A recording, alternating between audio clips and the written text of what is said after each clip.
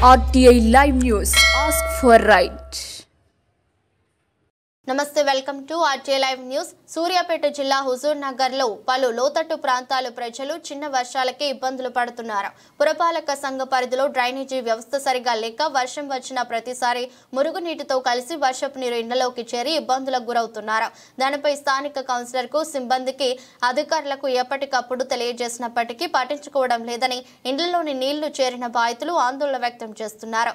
గతంలో ఊరు చెరువుకు డ్రైనేజీ లింక్ ఉండేదని లింకు తీసివేయడంతో హుజూర్ నగర్ లో కురిసిన వర్షపు నీరు డ్రైనేజీలో చేరి లోతట్టు ప్రాంతాల్లో ఉన్న తమ ఇండ్లలోకి చేరుతుందని, దీంతో తీవ్ర ఇబ్బందులకు గురవుతున్నామని ఆవేదన వ్యక్తం చేస్తూ వెంటనే సంబంధిత అధికారులు తమ సమస్యకు పరిష్కారం చూపించాలని కోరుతున్నారు.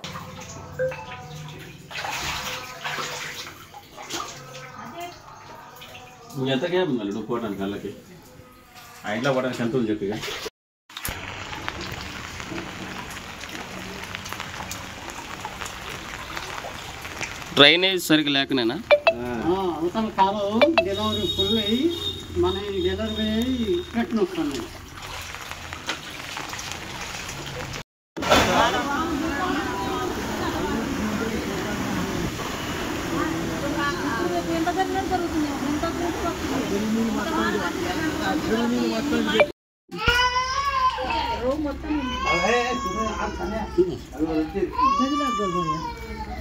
ఎక్కడెక్కడ తెచ్చి అలా కలిసి పెట్టి అలాగే ఏరో నుండి బయటకు రమ్మంటారు.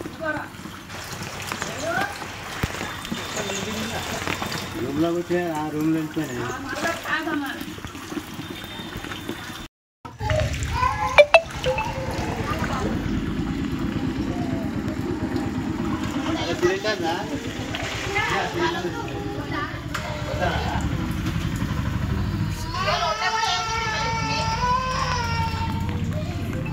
బాత్రూమ్ కూడా మొత్తం అడుగు ఇక మబ్బు చూడు అట్టుంది. ఇవాళ పోదు వాన, ఇవాళ నైట్ వరకు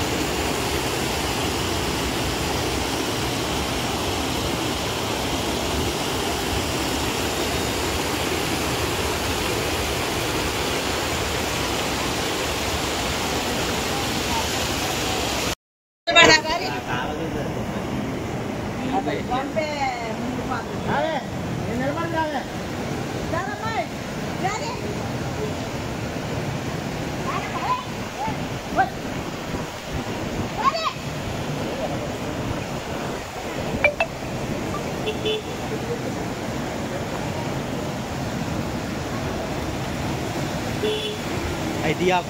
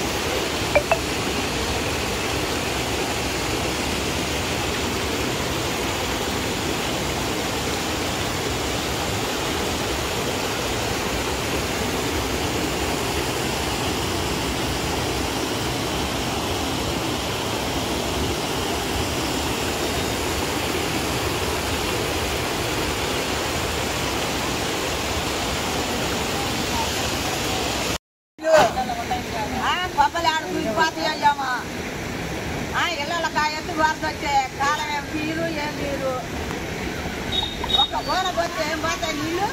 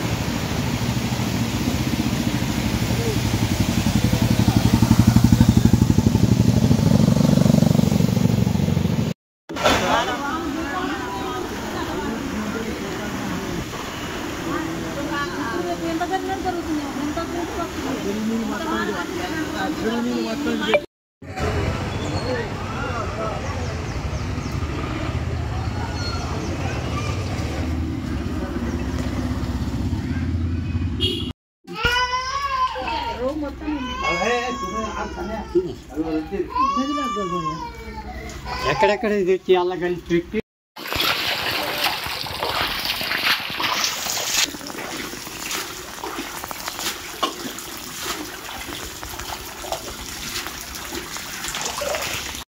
ఆయన ఎందుకు రాడు? ఎవరు నా రాదు వచ్చేం చేస్తాడు చెప్పినన్నా.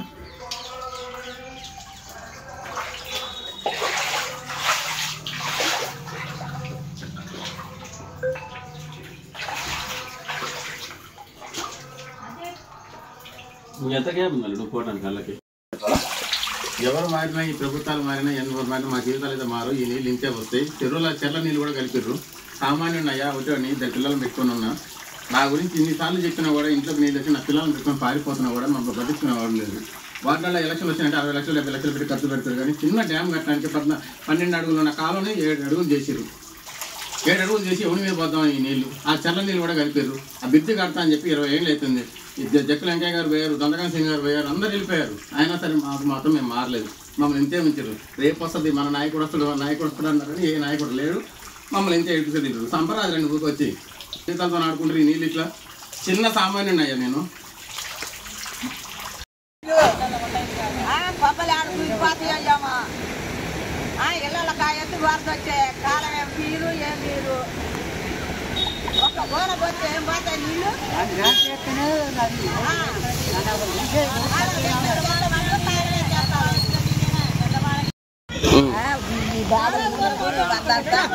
ఎట్టా పోతున్నాయి చెంతున్నాయి. కాలువ ఏమో మా లోకన పోకుండా చిన్న చిన్న కాలువలు కట్టి బోనలు ఏమో పోతా లేదే చెంతున్నాయి. మొత్తం ఇళ్ళ మీదికి తిరిగే ఇట్లా ఎక్కడెక్కడో అటువంటి చెరలో నీళ్ళు తెచ్చి కలిపారు. ఇక్కడ ముందు ఓపెన్ అయ్యే కాడ చిన్న తూము అయ్యి నీళ్ళు డెలివరీ కావట్లే. అసలు ఇళ్ళల్లో నీళ్ళు కాలువలో పోయాయి. కాలువలో అక్కడి నుంచి వచ్చే వరద ఇళ్ళకి వస్తుంది, గడి ఇంట్లోకి వస్తుంది. ఎట్లా ఏంది పొజిషన్?